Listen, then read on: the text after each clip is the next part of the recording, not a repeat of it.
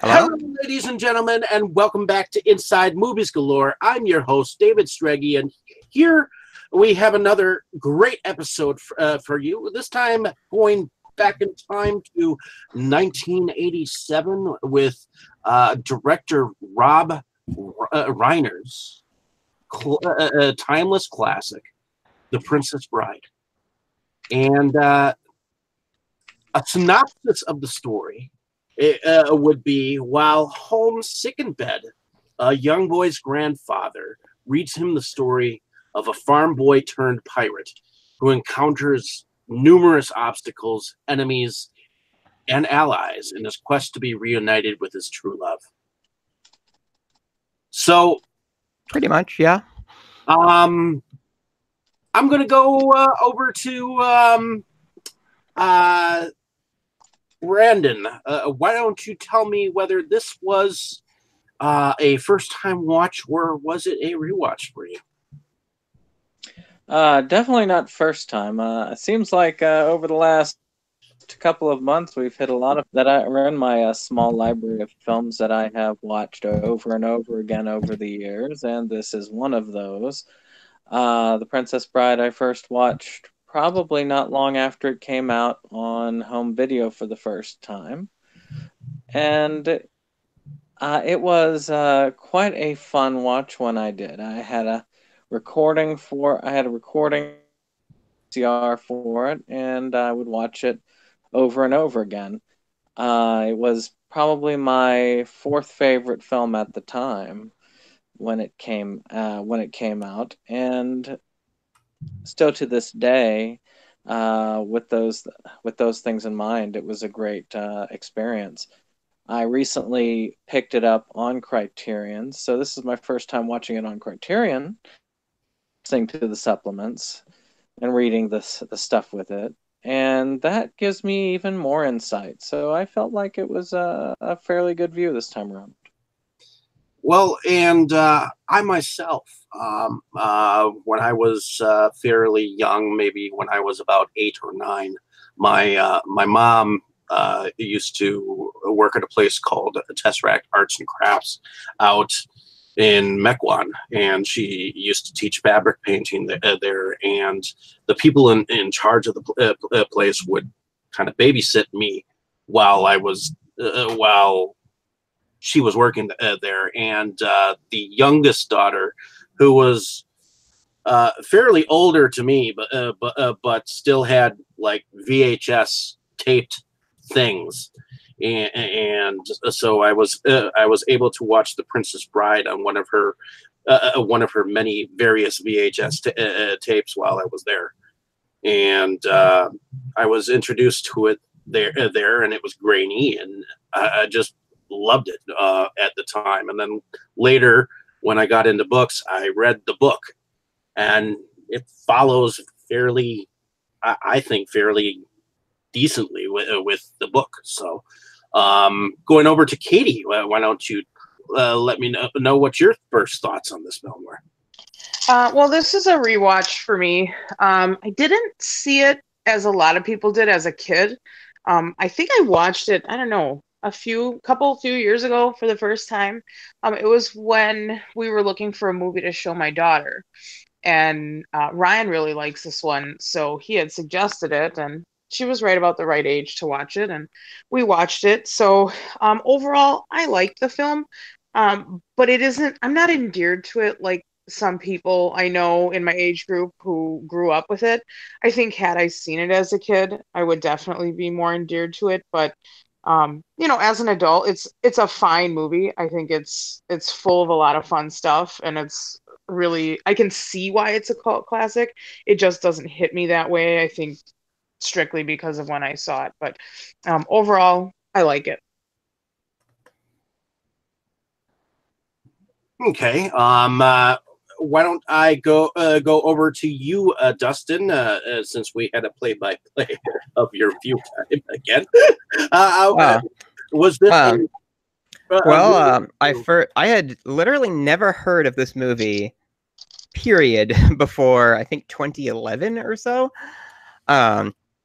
So I was still in undergrad, and I was walking by one of the dorm lounges, and there was like this big watch party for something going on, and they were watching The Princess Bride, and I I ended up I didn't have anything else to do, so I just kind of like hung out there. Like I came in, I think about 20, 30 minutes in.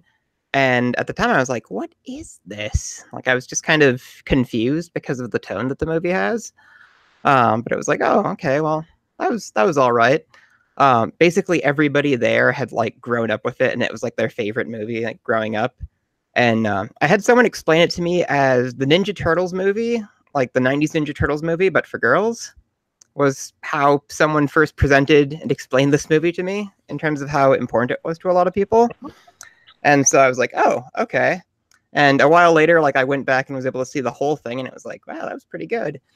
And I saw it again today, and it really does hold up. I kind of wish I'd been able to pick up the Criterion one. So, I mean, I have a pretty positive experience with it overall, despite not having like that connection that a lot of people did. And, you know, do I feel the urge to rewatch it every day? No, but, you know, if it's on, I'll happily rewatch it. So, and I'd recommend it to people too. So it's a pretty good movie. Okay. Going over to Kabuki Jake, why don't you tell me what your first thoughts on this film and whether this was a watch or a rewatch? Definitely a rewatch and a rewatch because I actually watched the film and watched the commentary track that Rob Reiner did for one of the previous releases of the film. So technically watched it twice in preparation for this. Watched it two additional times after getting the Criterion release of the film, that commentary track and the Criterion edition of the film. I grew up with this film myself. I could not say when I saw it for the first time, but I know Brandon's mentioned a few times movies that he's seen more than 100 times. I cannot swear I've ever seen a movie that much, but I'd say The Princess Bride comes close. I've probably seen it, I would guess, 60 or more times over the years. At one point, our family had 5 different copies of it, and of course, now I have 2. I've seen it twice in theaters, both times at midnight showings, and the first one was awesome because everyone in there was quoting lines, they were applauding, they were laughing. When they do the credits roll at the end, everyone was either applauding or booing for the different characters. So that was an awesome film going experience, theater going experience. I'd like to do that again, but that's been a minute. Um, it's definitely, and I actually watched the entirety of the Criterion release and filmed a review that I still need to edit and post, but one day. But this is definitely one of my favorite films.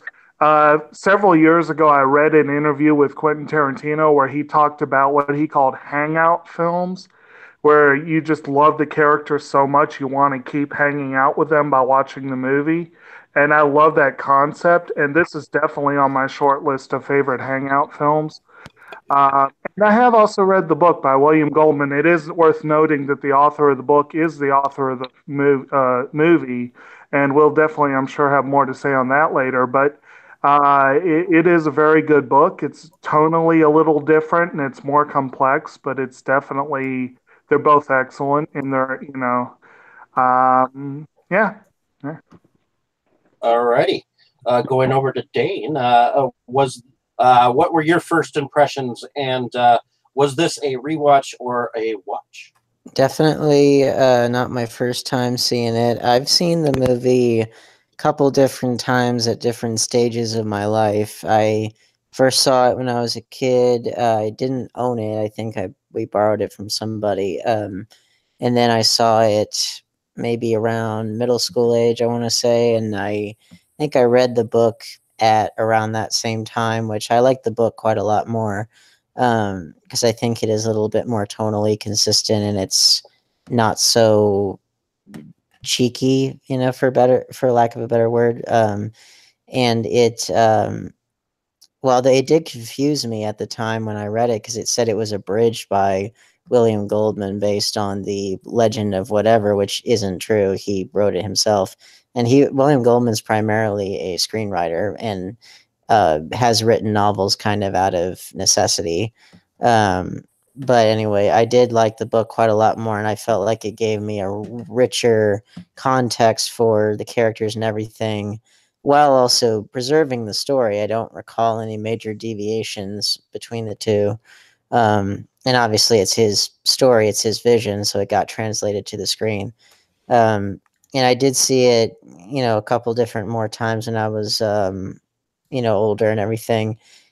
I still was never like 100% sure of what the intended tone was or even necessarily the intended audience, because most people that I know who love the movie tend to be women who were like children or teenagers in the 80s. And obviously I wasn't either of those things, but it's something that I can definitely see why.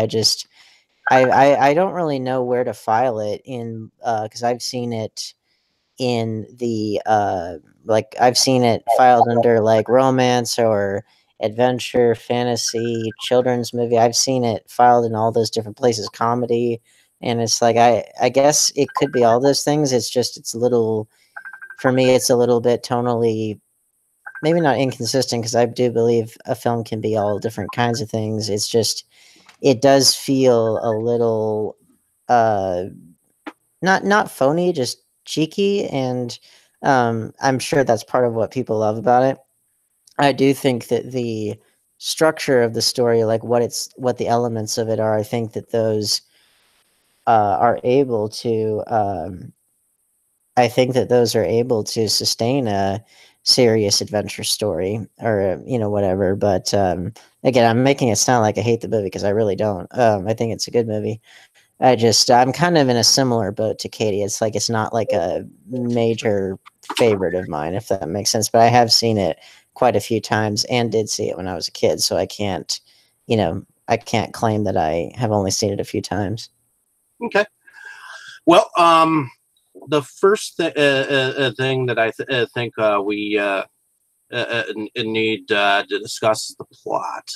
So the plot is it's basically a story to kind of tell a child while he's sick to keep him entertained.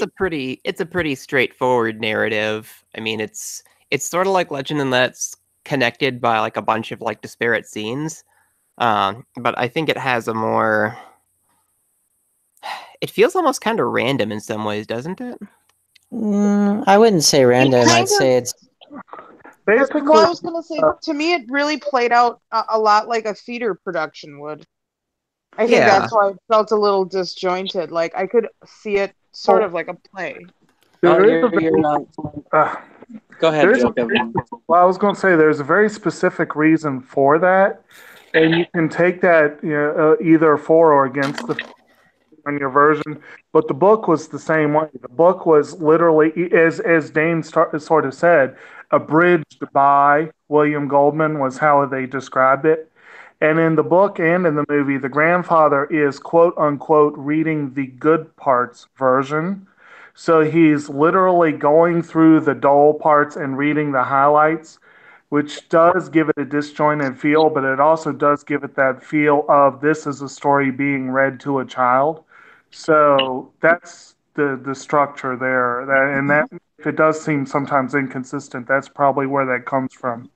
Yeah, I was gonna say the thing is it's so clearly like a fairy tale, and one that is originated from an older source, so they didn't have quite the pacing that a modern novel has. And of course that's what William Goldman's going for, is to try and emulate that experience of reading a storybook to a child, that a storybook that was written at a time when obviously those particular structural limitations or conventions weren't in effect. So in that sense, you could definitely say it was pretty well. Certainly, from the novel's perspective, you could say that was pretty brilliant. I tend to be a fan of when authors are able to create a world within the context of their own book and lend it that kind of authenticity. So I think that was part of what I think was really cool about the book, was that it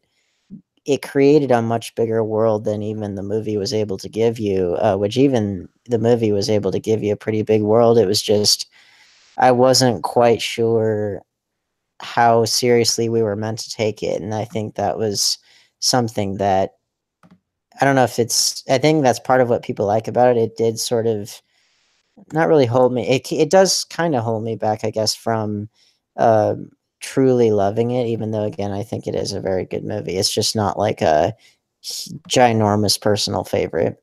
Does the satire not read for you, Dane? I mean, it does a little bit. It's just, well, again, it's like, it's not even so much that, it's like, it's that relative to where the movie typically gets categorized whenever I am out, at any store that sells movies. Like, I can, and it put in genres. I've never seen it in the same genre twice, whenever they organize it that way. So, it's like, and I know that people do see it when they're children, and that's fine, because I think they can see it when they're children. I know I did.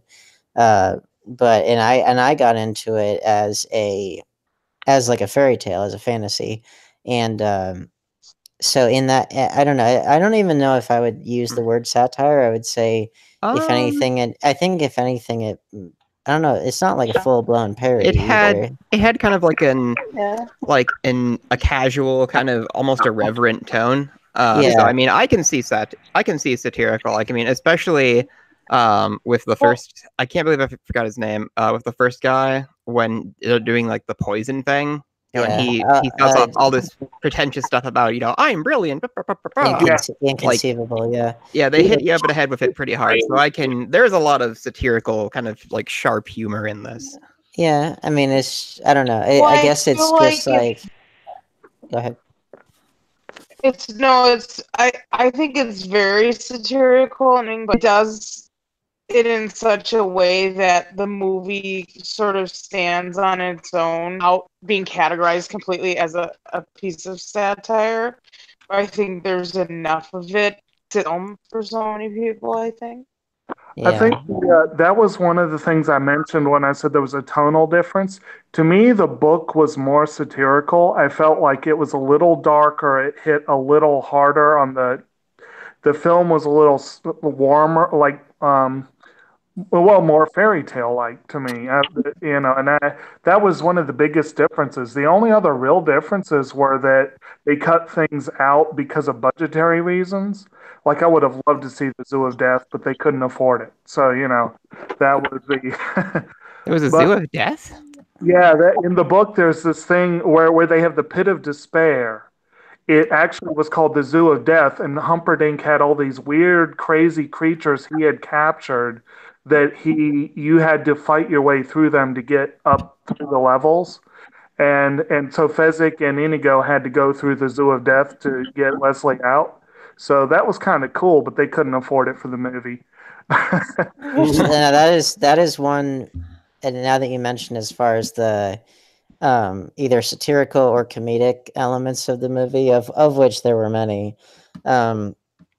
probably the part that made me laugh the most, like retrospectively, was because now here's an example of what Katie was saying at work, because in fantasy films, whenever there's a dungeon, there's always like a dungeon master of some kind, not a D&D dungeon master, but like someone who tends the dungeons, and they always talk like this, That they would always be they always have to great. talk down here, and so then it's like, where am I?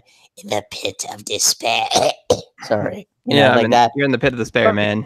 Yeah, that was really funny, and it's like, okay, if you're doing even somewhat of a send up of a fantasy movie or a fairy tale, then that definitely works. And in a weird way, correct me if I'm way off base, but do you think that one might get the same enjoyment out of this movie as one would like the 60s Batman series, just because when children saw that show growing up, they tended to get into it in the same kind of way where those death traps were very like really high stakes situations, and the cliffhangers were like really life or death kind of cliffhangers, and then adults were watching it and they were like, this is hilarious because it's very campy. You get out of this situation. Yeah. We'll use our anti-isotope bat spray. Yeah, but that's, I mean, is that a fair comparison? I would kind of make the argument that not necessarily, because I mean, I can watch this and like I see the stuff that happens in this, and I still kind of buy it. Whereas stuff from like the old Batman series is it's just too much, you know. So I mean, I would disagree with that. I think that there is a level of camp in both products, but theatrical. it's the level of it that's the difference. The level in the 60s Batman is not just through the roof, it's built another skyscraper next to it.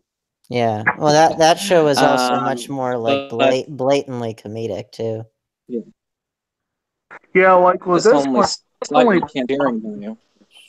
they definitely have a lot of their send-up moments. Like in the commentary, Rob Reiner was talking about how they were kind of gently making fun of the conventions while embracing them.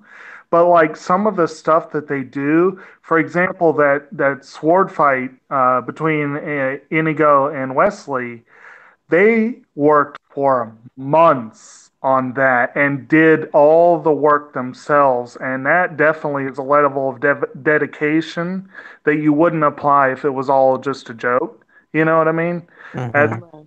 They definitely, that was a very good technical performance on both of their parts.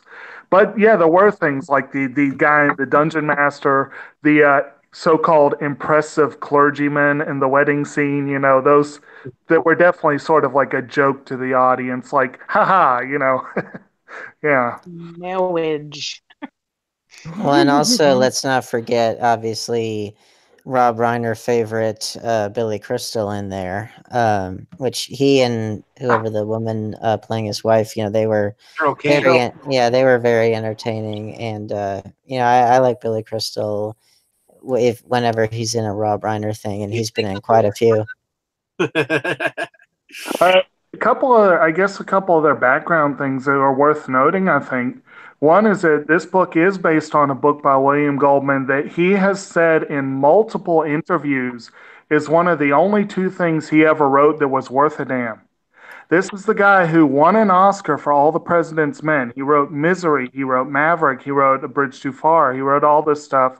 He says the only things he did that were ever worth a damn were The Princess Bride and Butch Cassidy and the Sundance Kid. He was very self-critical, but he loved both of these. And it's also worth noting that he wrote the book for his daughters, and they actually gave him the title of the book. And he gave Reiner the job largely because of Reiner's work on Spinal Tap. He was like, okay, you know the tone I'm going for. So there definitely is an idea that there's some satire because Spinal Tap helped Reiner get the job. Well, and this is Spinal Tap's one of my favorite movies of all time, not just comedies. So it's good that you say that. I have seen William Goldman interviewed in. There's a documentary about screenwriting, which we may at some point. I don't know if this fits into our proposed genres or whatever, but it's a great documentary called Tales from the Script, and it's all about the screenwriter's experience in Hollywood over the years. And he's in there, and he's very kind of cynical about everything, and about his own work, and just, you know, so I could definitely buy that. But that's a neat anecdote as far as Spinal Tap goes. Probably a good time to transition into our characters, huh? Good plan, yes. So, what do you think of the characters that of the prince and the princess so far? We know that they are farm people. Do we know that where their heritage is, or what do we think of their characters in the very beginning, and what do we think of their transition? Well, they kind of introduce So they introduced like our two main characters, Wesley and Buttercup, which that's kind of funny that but it kind of weirded me out that like her name actually is Buttercup. It's like, is she a horse? Like what? No, Um, she's a Powerpuff Girl. Well, again, part of that was he originally was writing the book for his daughters, so Humperdinck and Buttercup and some of those, he was going for very fanciful names that little girls would find amusing, basically. well, So, okay, yeah. that makes more sense then. Like we get the impression that they are going to end up in a relationship like pretty quickly. Like, how do I put this delicately? So the first like 4 or 5 minutes, it's like, farm boy, do this as you wish. It's like, oh wow, okay. It's like It's the only agency she has throughout the entire movie. Well, I kept like expecting them to like jump on each other. Frankly, it's like, wow, this tension is pretty intense. Good Lord. Did it. They did in the field eventually, but I do think that's kind of a funny thing that Kitty brings up because it's like I've noticed that the movie tends to be really adored by. Again, this isn't gonna sound all that nice, but it's like a lot of women that I know who tend to love the idea of this really handsome guy just doing everything for them. And so maybe that's part of the appeal is sort of like oh, I'm a princess and I can just have this handsome British guy do things for me because he's so hot, And I can confirm that not partially from personal experience, but also because when I was at Dragon Con and Carrie Elwes was there, oh boy, did everyone go crazy, and boy, did he know it. He really got them going. I could see that. Oh yeah, he totally exploited his fandom. Let's just say that. What do we think about the character of Inigo? He's probably one of the most colorful, to me, probably the most interesting of all the characters that we see, aside from Andre the Giant's character, because obviously it's really fun to just look at Andre the Giant. But I think Inigo's character is, he seems to have the most backstory that we care about. He's the most kind of colorful and interesting and gets the most screen time of the interesting characters. In my opinion. To me, he always had like a happy kind of a look to him. The two of them also have this great friendship, this great back and forth. Like they got each other's backs, and they're a really good team. And so that's too. Yes, really. Out of it, when you talk about one, you almost have to talk about all three because 2 out of the 3 have lines that are very memorable. I mean, of course. Who can forget, my name is, you'll kill my father, prepare to die. I mean, that is a line that is stuck in the majority of people's minds. Even people who haven't seen it have heard of that. Yeah, it's all over pop culture. 6 fingers on your head, would you?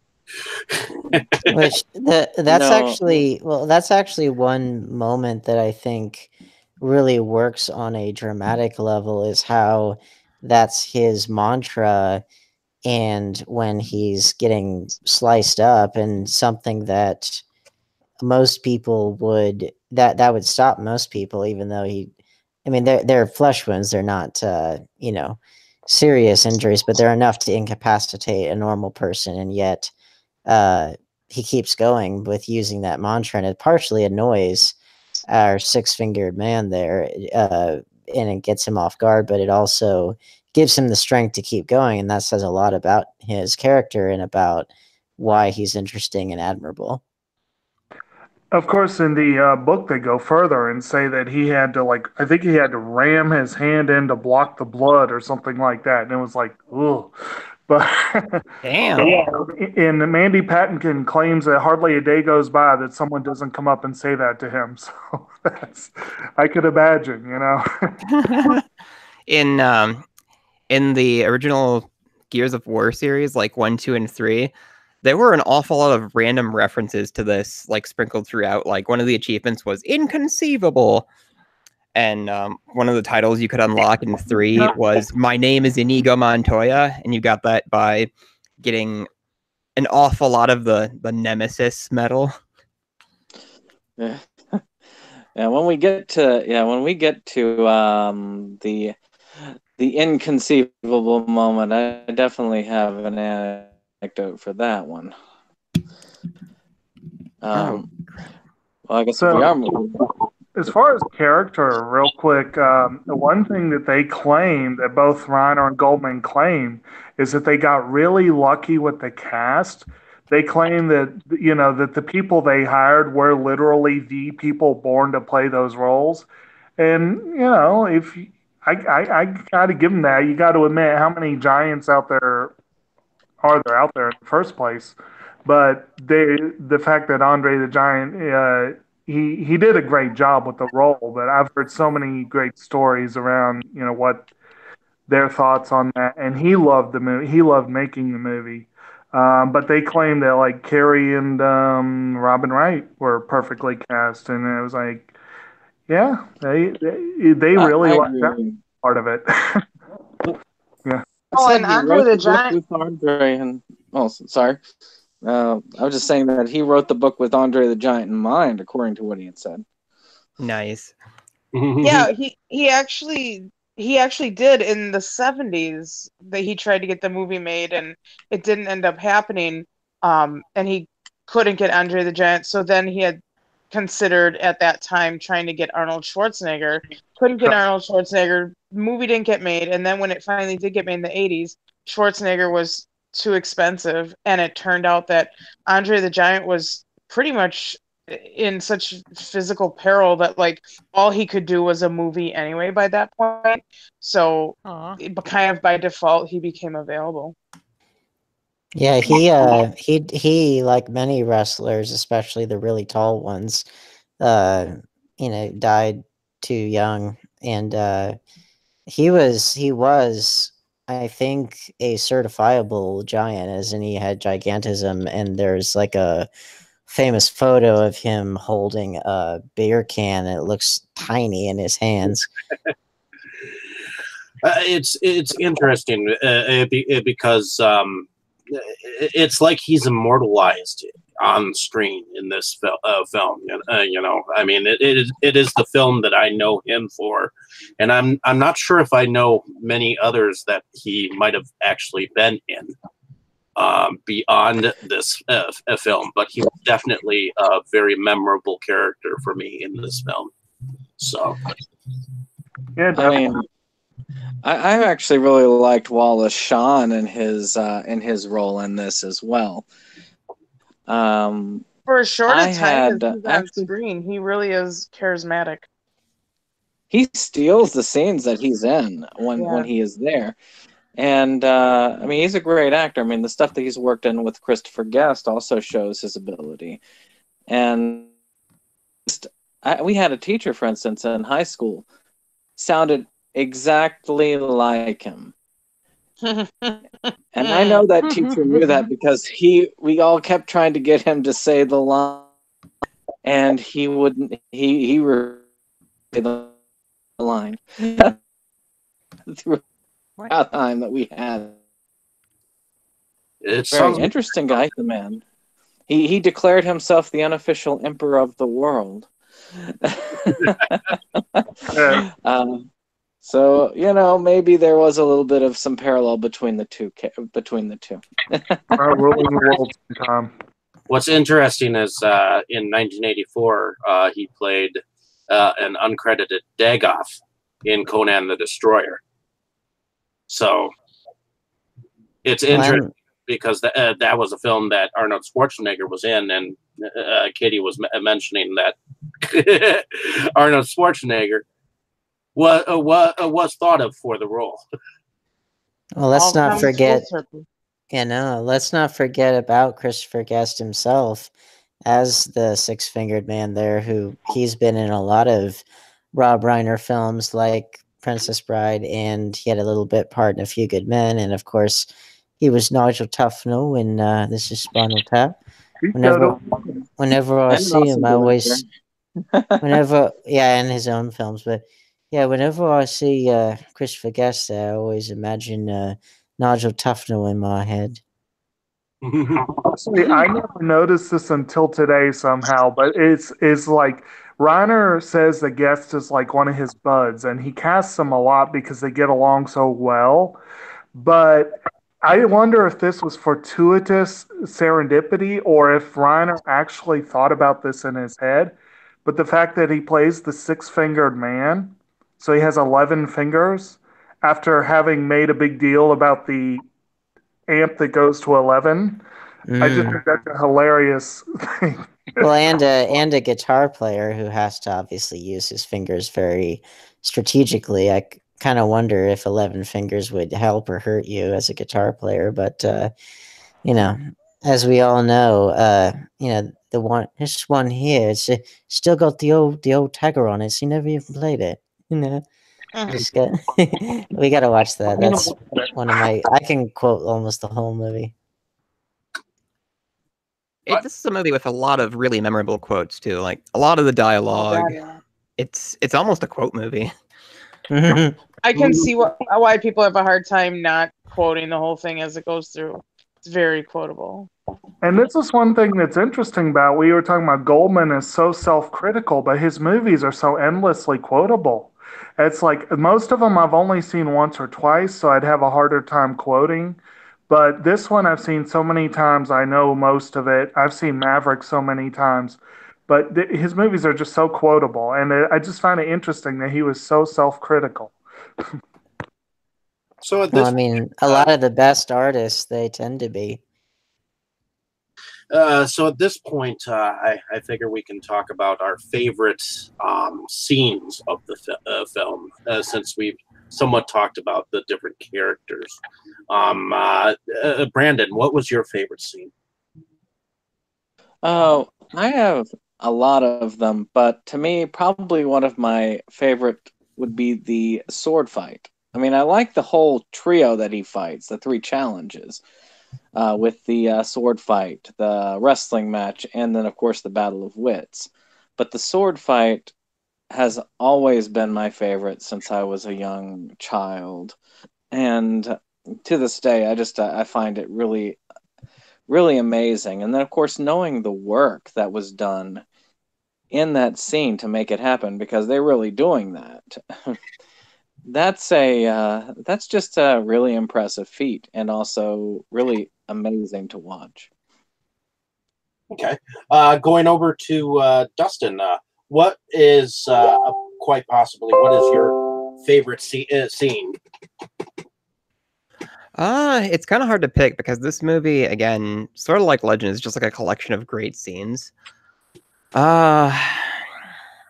I had to pick something, oh my god, I think I'll just go with one of like my first favorites in it, which after they kidnap Buttercup and they're taking her on the ship, she tries to jump overboard and like swim away, and they're like, "Oh, the eels will get you," and it just like sounds like bullshit. And then you see like these pretty scary looking eels actually are in the water, and they have to like rescue her. Like when I first saw those, I was like, "Oh my god, are I sure I'm not like in a horror movie? Like, what is this?" Or like the torture scene. That's another thing too.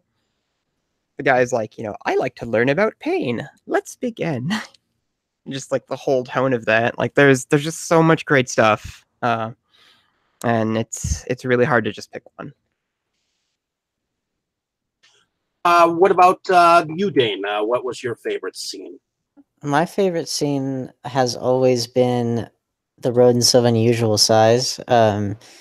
And I think it's a couple reasons, because they are large rodents, and I remember the book did give them an abbreviation, Route. which I thought was funny. And then not only do you have that, you've got a large beast, and you've got quicksand in the midst of all that. So it's like that's a double whammy right there. And that always was more fascinating to me than anything. But like, I remembered that the dream with the old woman was kind of unnerving for me as a kid, and then also I liked the where they're trying to get into the castle, and they have Andre the Giant on fire as like a ghost or whatever, and I thought that was pretty. That kind of serves a dual purpose of being funny for the audience, but if you were a guard in that situation, you'd be pretty scared, or at least I would. Alrighty. What about you, Katie? What was your favorite scene? I think I probably would have to say the scene where Inigo Montoya gets his revenge with the against the six-fingered man. Like, I don't know, just his like his whole, I don't know, coming up, like he wins. I don't know, whatever you want to say. I just like that scene. That's probably the most exciting because you get to see somebody who deserves that revenge. You get to see him achieve it. So I like that scene. I want my father back, you son of a bitch. My favorite scene is where they're in the scene with Billy Crystal's character, and he's like, he's not dead. He's mostly dead. What do you mean, mostly dead? There's a big difference between mostly dead and all dead. And he's got that almost Dracularian, speech where it sounds like he's from Transylvania, and you get that feeling that he's older, and he kind of looks like the dude from Spaceballs that Mel Brooks like yogurt, yeah. And he really Billy Crystal really plays that up too. It's bye, bye, boys. Have fun storming the castle. It was always, Did anybody notice, just out of curiosity, rodent scene? But does anybody, he says that he was staring at the darned rodent the entire time, and then still says, "I don't believe they exist." Yeah. Right before the thing bounces on him. Well, he was trying to comfort her. well, it didn't really work. When probably 4-foot rat jumps on you. Well, and he's also Mr. Brave Hero there, so nothing's gonna phase him. So, Jake, what was your favorite scene if you had one? Actually, I'm not sure that there's one because there's so many little moments. And actually, just with the fire swamp, I always liked a part that bookends each part of that. I love how at the beginning, Buttercup's like, "We'll never survive." And he's like, "Nonsense. You're only saying that because no one ever has." And then at the end, when the prince and Rugen and all the soldiers come in, and the prince goes, "Surrender." "Oh, you wish to surrender to me? Very well, I accept." I just love those two little smart-ass moments there. But in terms of scenes... Nice try. In terms of scenes, you guys have cited probably my three favorite, which are the two sword fight scenes and the Billy Crystal scene. And the first sword fight scene is just phenomenal. It's a technical feat. And I love how these two are being very courteous to each other. They're very respectful of each other. They are talking all the way through this battle while actually having this great sword fight. And I just always love that. And the second sword fight, there's that emotional impact of when he says, "I want my father back, you son of a bitch." In part because there was no language like that anywhere else in the film. And so it really drove home. And it's also great how the only wounds he puts on Rugen exactly mirror the wounds on him that Rugen put on him, which I thought was really cool. But with the Billy Crystal one, my favorite part was actually the part right after the part everyone says. Because everyone does, "Have fun storming the castle." I love the part where the wife goes, "You think it'll work? It would take a miracle." Like, well, he's the miracle man. It's kind of like it's like a pun, or is that a pun? It feels like a pun. I don't understand. I'd say it's more like, I guess you could call it verbal irony, or like him. I think he's intending for it to be a joke of sorts or a play on words, but Okay. It's yeah, I mean, I mean, I it's don't still know. hilarious and still works. It's just kind of. Absolutely. I wonder Well, if and there I was mean, a little bit more to it. well, and I think isn't that kind of the That's the idea. under well, and isn't that the underlying joke of such characters that they, they're called miracle men or whatever, but they typically in that time period, it's mostly very, very rudimentary stuff that doesn't really work when you hold it up to, obviously 21st century medicine, but I'm sure that is in there somewhere.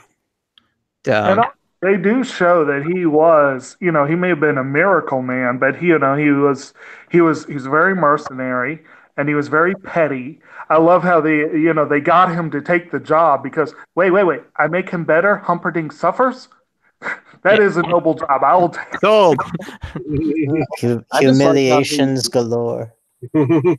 I like how he interprets what the guy says. It's like, he's like, yes, true love. No, it's like, no, he's saying to blame. That means to bluff.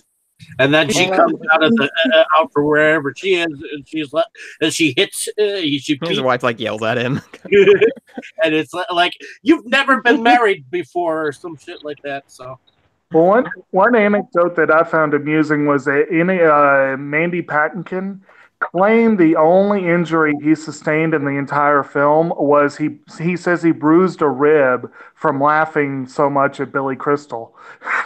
I'll be honest. I watched this earlier with my fiance Tammy, and she said that the two married couple, Billy Crystal and Carol Kane, kind of reminded her of the couple of astronaut elves in the Never-Ending Story. At least their relationship between each other. Yeah, I can see that. I actually have to agree with her. Oh, the thought just left my brain. The typical married couple is always fighting with each other. Eh? I think that's part of their that's part of their charm too, and they really do feel like an old married couple, and I don't know, there's something charming about that kind of couple, like the what I told you to do this, what it's like there's something funny about that. Did Buttercup in 70 years. Yeah.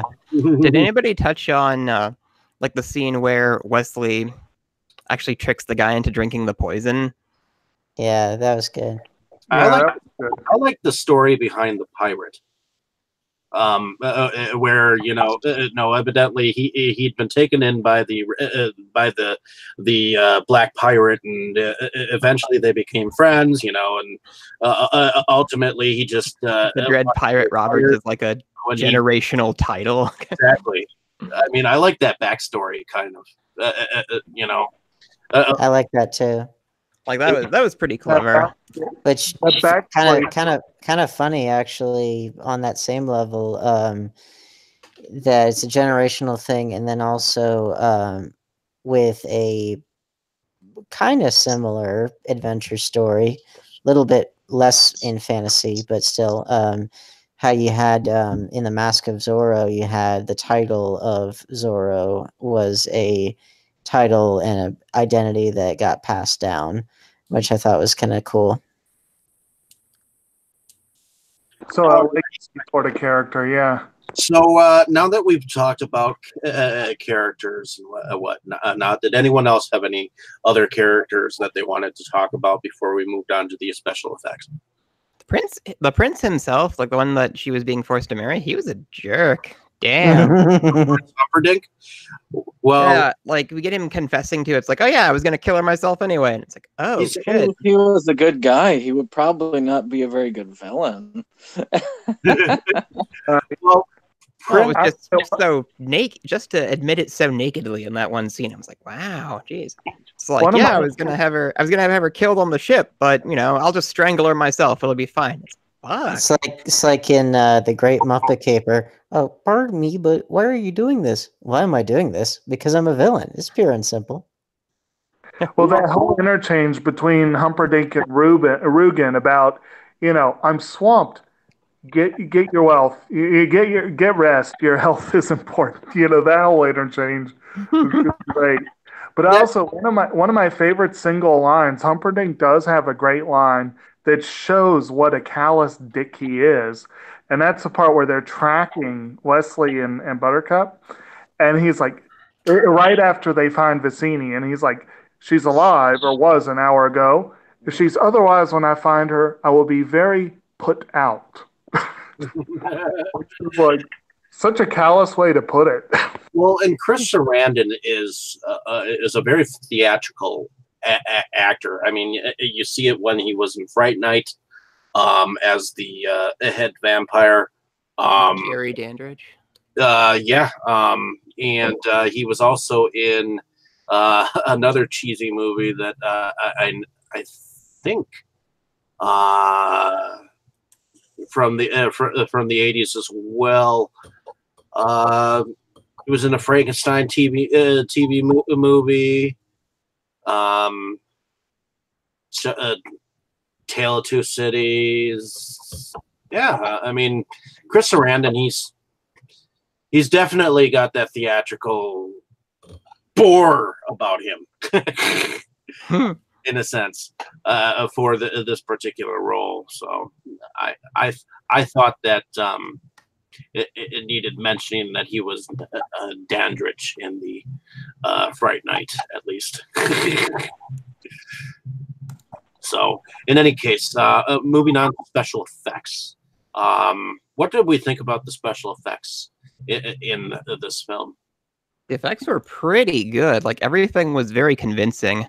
Like, even though some of the creatures looked a little phony, I guess is the right word, in some shots, for the most part, like, they played pretty well. That possum in the fire forest, or I believe it was a possum. It could have been a giant rat, but oh, that was the rouse. It's a guy in. Yeah, you could kind of tell it was a suit in some shots. They had an anecdote about they had to bail the guy that was in the suit out of jail. Yeah, in order to get him in there for that scene. What the hell did he do? It was a DUI, was it, or something like that? Yeah, Or... he was, and he was trying to tell him, I've got a movie. I'm in a movie. It's like, yeah, sure. What was he doing when he got arrested? Evidently driving while under the influence. Oh, like that. Exactly. I think that was it. Yeah, the movie only had a $16 million budget, and considering it's a high fantasy film and they used mostly practical effects, they did a pretty good job with what they were working with. Well, the makeup was amazing, especially on the age makeup for Billy Crystal when they did that. I mean, he almost didn't look like himself at all. Yeah, you could barely tell. What about the dungeon in the pit of despair? I kind of liked the way that you could the torture machine. That was pretty cool. Yeah, I mean, that was pretty elaborate, don't you think? Yeah, and I read that the art designer actually originally created that for the Bond film Never Say Never Again. So they toned it down and made it more medieval looking for this film. Nice. Yeah, the unofficial Bond film. Oh yeah, with a little bit of Scarface with "You killed my father, prepare to die." So in any case, Katie, what did you think of the special effects? I thought they were decent. There was a couple of stunt double stand-ins that were kind of obvious that I noticed, but an interesting piece having to do with the effects. Andre the Giant was had such bad back problems that they actually had to have when he was catching the princess when she jumped out of the window or whatever, they actually had to put her on a wire because he couldn't even support the weight of holding her. Because his back was so screwed up. Yeah, so they had to do a lot of that. Yeah, professional wrestling really does. It's hell on your body. Well, and his disease, that was he never got treatment for his disease, whatever it's called. And so, yeah, gigantism, his body was just growing out of itself, literally. Yeah. Okay. Dane, did you enjoy the special effects that were in this film? Yeah, I mean, I've seen better for the time, but I've also seen a lot worse. They seem to be fairly appropriate for their time and for the kind of tone it's going for. It's not, say, on par with Legend on that level, but it's also not really trying to be either, so it seemed appropriate for the kind of movie it was and for its time period. I thought it was interesting that the grandfather was Peter Falk from Columbo. Yep. Columbo. Moving on to Brandon, what did you think of these special effects in this film? Well, as stated, I think that the makeup was excellent, and a lot of the practical effects, for what they had to work with, I think it was an excellent job. When you look at a movie, at any movie, I remember whenever I try to review or look at a B movie, I try and always keep the budget in mind. And with the budget they had, they did an amazing job with the effects. Yeah, you always have to judge that stuff relative to budget and what technology was available at the time. Like what was possible. Because I really dislike it whenever people will just criticize something just because it uses a model or it uses a creature suit or a matte painting or whatever, and it's like, well, not only did they not have CGI, of course, but in a lot of ways that stuff ages better if you do it right. But it all depends on just what else was around at the time. Could they have, done this on the same level as others that did it in a similar fashion? And sometimes the answer is yes. Sometimes it's very noticeably not on par with what else was out there at the time. Okay. Did anyone else have anything else that they wanted to say on the special effects before we did move on to the score, the music that was involved in this film? No? Let's move on to the music, which, in my opinion, it's pretty great. It wasn't. I don't have anything that really sticks out in my mind, like as a single piece. Like it's one of those movies where the music blends in well, where the music like complements the action to the point where you don't necessarily notice it, but it still enhances the moments. Yeah, totally fitting with the fairy tale aspect of the film, I thought. Mm-hmm. I love this song, the end credits song. That was written for the film, wasn't it? I can't remember. Yes. And I mean, that song always still it gives me a feeling of whimsy that I associate always with the film, but just in general, I think it's just perfect as far as to the film.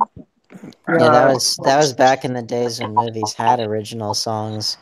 That, and they weren't like musicals or anything like I'm thinking about like something like Robin Hood, Prince of Thieves, that now if you tried to make that movie nowadays, you would never even dream of having a tie-in song. But that was a thing back then, and I miss that. I think that adds a lot of dimension to the film. People say that, but I think the thing is, a lot of the songs nowadays get lost in the shuffle.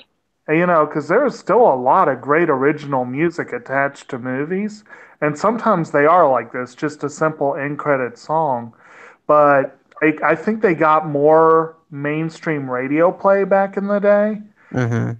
So, like, particularly in the 80s, a lot of those songs. And this song was the only Oscar nomination this film got, which is criminal. But it lost to the song from Dirty Dancing. So I understand, because it's like, okay, that song was everywhere. I mean, the closest that I've seen in a while, I mean, like he had your Let It Go from Frozen, of course, which is kind of like this period of times, My Heart Will Go On. It's that kind of a crossover appeal there. But like the closest for something recent that had that same kind of really heavy radio presence would be something like Shallow from the newest version of A Star Is Born, which there it makes complete sense because that is music is inherent in that story. Kind of more of a music drama rather than a true musical, but still, it's like it's born into the story as opposed to as opposed to the example I brought up with something like Robin Hood, Prince of Thieves, which is not a musical. It's not contemporary in its setting.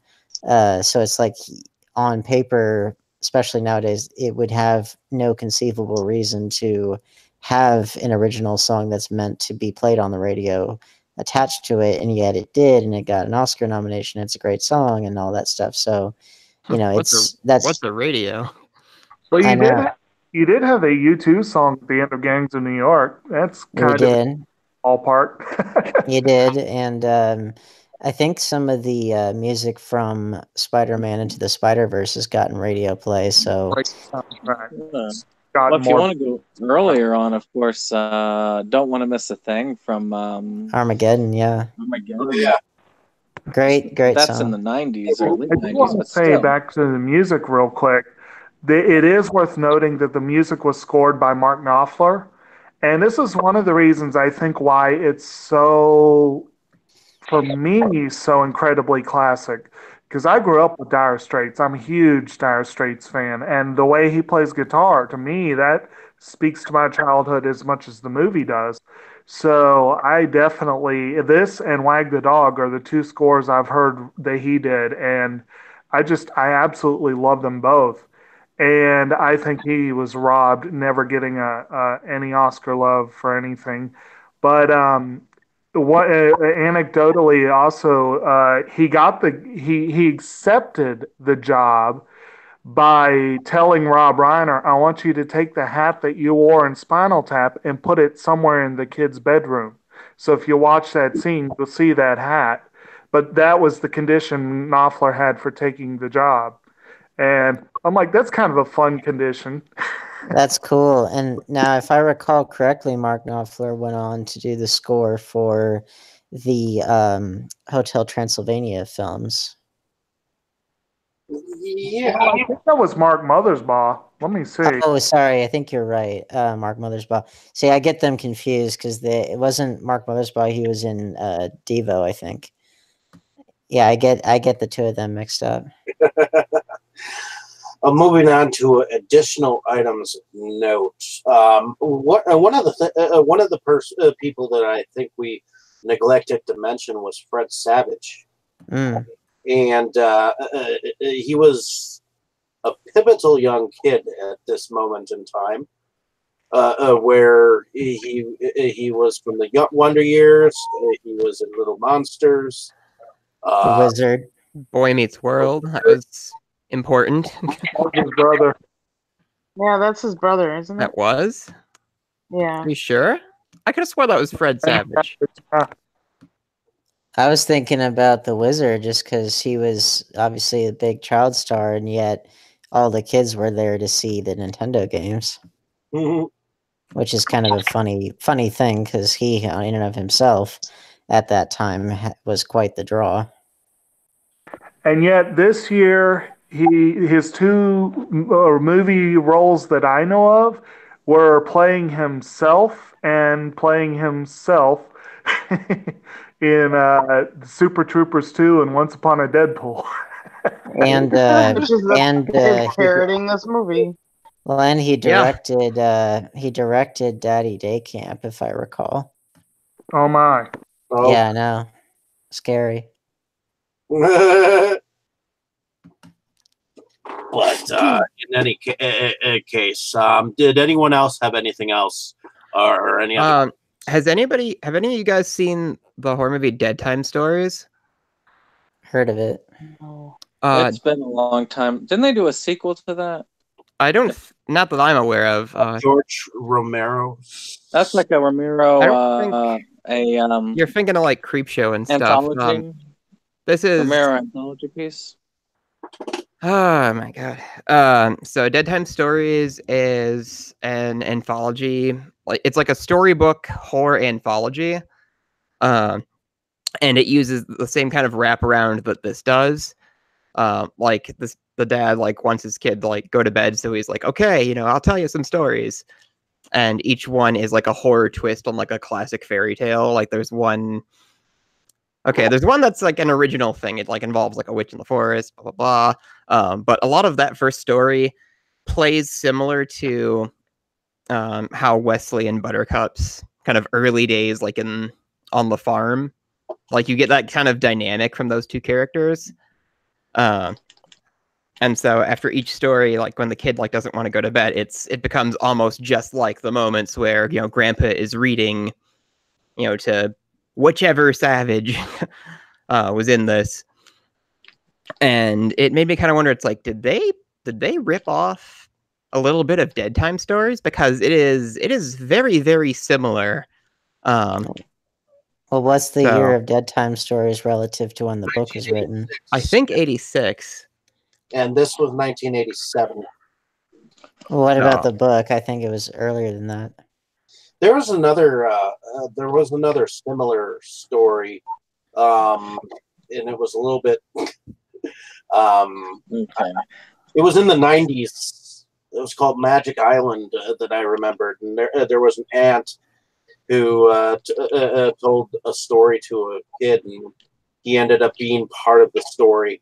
Oh, I remember that with like the sand shark and everything. Yeah, it was kind of like that ish and not the greatest, but it kind of had a mermaid, and it was a fun kids movie. Like I felt sad he had to go home.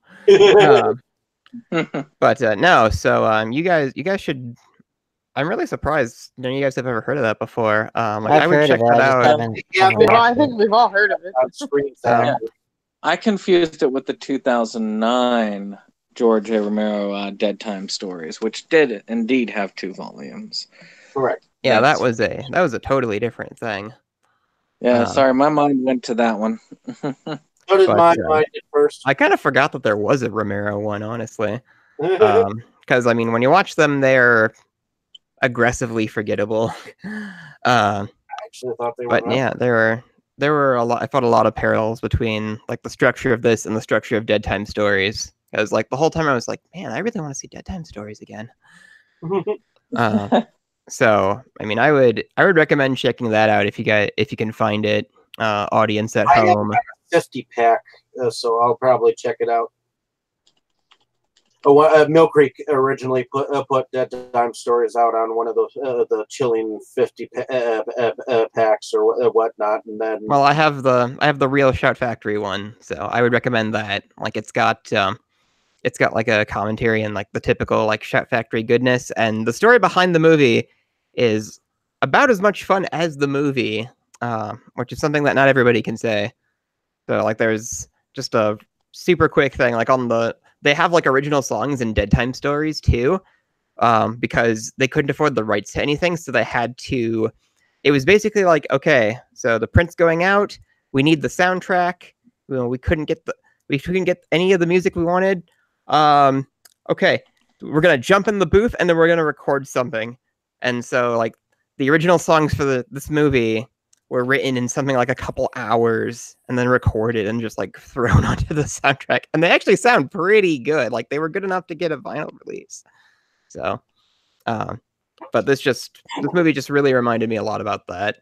And indeed, a lot of the scenes in The Princess Bride like had a lot of kind of horror connotations too. Like there were quite a few moments where I was like, dang, this is kind of out there. I mean, with the eels, with the rats, with the torture machine, like it was a lot, you know. Mr. Random. The vampire prince. Yes. Yeah. Alrighty. So, did anyone else have anything else to add besides? Nope. No. I think we covered it all. Alrighty. So now that we have covered The Princess Bride, why don't we wrap this up here, and we'll start with you, Brandon. Why don't you tell us a little bit about yourself and what you do? Oh, well, I am from Septum Send versus the World. It is a YouTube channel dedicated to physical media. Of course, this month is Academy Award month, so most of our videos on the extra are themed towards that. We have a top 15, hopefully coming out this week, depending on if I can grab the time to finish the editing work in time. But it should be out sometime relatively soon, as will be a review of the great film. Well, several of the great films that I have been planning to finally review, such as She Was So Pretty, for instance, and eventually the sequel. Alrighty. Going over to Miss Kitty, why don't you tell us a little bit about yourself and what you do? Sure, I'm Katie Cadaver from Milwaukee, Wisconsin, and I'm a body positive horror artist and alternative model. You can find me on Patreon and Instagram and Facebook and Twitter and all the places. And I also do makeup for the horror punk band Rat Bat Spider. They're on break right now, but they have a show coming up in March at Kochanski's on March 23rd. So stay tuned for future updates on that. And I've been busy with Deadger's Dark Coffin Classics. We're going to be at MightyCon coming up this Saturday. So I will probably be there for the latter part of the afternoon at MightyCon. So if you're in the Milwaukee area, come check us out there. I think it's like $5 admission, and it's pretty Where good is time. Where is MightyCon located? It's at the Wisconsin State Fair in the Products Pavilion, maybe. I might be getting that wrong, but definitely look it up on Facebook. MightyCon has a Facebook page, so all the information will be there. And then next month, I'm going to be with Trauma for a couple of things, Horror Hound in Cincinnati and C2E2 in Chicago.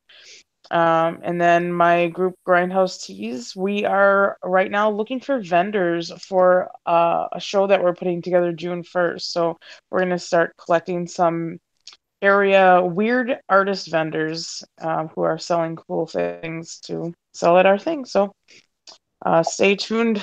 Future shows, I'll have more updates as time goes on. Cool.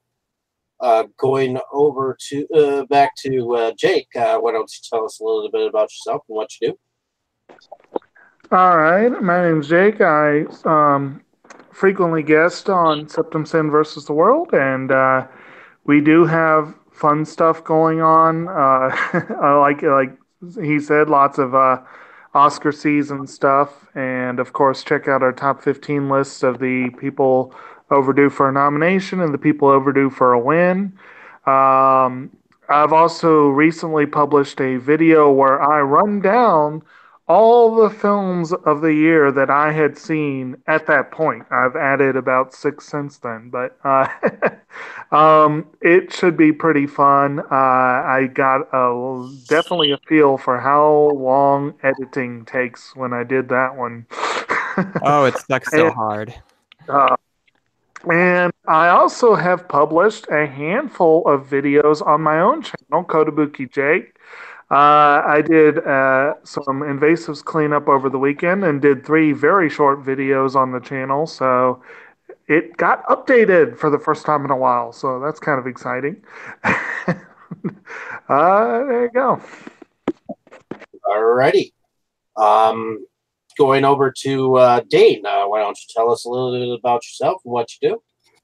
I am Dane Kyle, independent filmmaker based out of Charlotte, North Carolina. I have quite a few short films included in some upcoming anthology feature films, including For We Are Many, which is put out by Hex Media, Clownsploitation, which has since been renamed to Grindsploitation 7 Clownsploitation. So there's that, and then I've got other ones coming up, Creepypasta, and another one, Grindsploitation 8 Drive-In Grindhouse, which that has also, the name has been changed to make it a part of the Grindsploitation series. And then I'm currently in the works with another short to be included in another anthology, which some dead girls, including Katie, are gonna have little bit parts in. And just working on that. I had a little bit of a mini heart attack this evening because, just some behind the scenes technical problems with one of the films that's going to come out, and luckily crisis was averted, so I was able to live and fight another day. But yeah, all is well now, and I'm definitely looking forward to these things to keep dropping. But all of you out there can check out Clownsploitation on Troma now, right now. Woo! And you can see my segment called "The Call of Cutlass," which is in there. Sweet. Going over to Dustin, why don't you tell us a little bit about yourself and what you do? Well, I'm a horror collector here in Milwaukee, and I'm also I'm a horror collector who also goes to school here in Milwaukee. So I kind of do a lot of different things. So I have an Instagram for my horror collection at DHR Hunter. I have my own channel where I've started doing like my own kind of like unboxing and like collection breakdown videos, sort of like Septum Sins. And that's over at the Crypt of Horrors, which is my Twitter handle where I hang out a lot nowadays when I've got some downtime. So I also appear on the Pop Culture Weekly podcast, which is a channel that's on YouTube as well. So you can check us out on Thursdays. So we've been, so our leader has kind of had things going on, like really good things, but we haven't been on for a little while. So if you've been trying to check us out on Thursday and you haven't been able to catch us, so we should be coming back pretty soon. So, although I'm not sure if we're going to be on this Thursday because it's Valentine's Day and they have families, but I don't. So I'm thinking maybe I might like stream something on my channel, like Valentine's horror movies. So that could be a fun thing to check out if I end up doing it. So yeah, like, share, and subscribe to all our stuff. Definitely. And my name is David Straggy. I run Inside Movies Galore with you motley crew of mine. And not that motley. And I also put out reviews on this channel, so definitely check out some of those. I did a short film collection review a couple of days ago, and I just did a review on Wichita from 2016. Check that out. I'll also be turning my attention to some gamer type films for some time, so check those out when they come out. And next week we have for you guys, we have a vampire film called Let the Right One In, so stay tuned for that episode. And on that note, everyone say good night. Night. Good night. Good night.